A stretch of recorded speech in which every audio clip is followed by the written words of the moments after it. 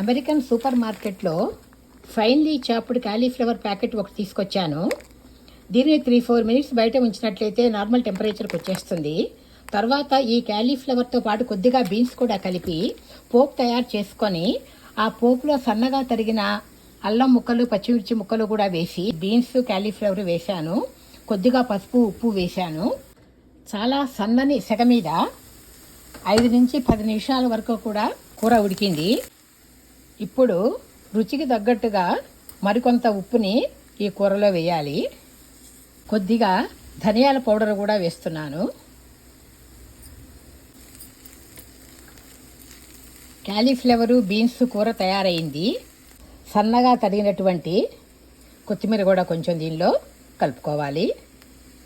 ఈ కూర అన్నంలోకే కాకుండా చపాతీ కూడా చాలా బాగుంటుంది.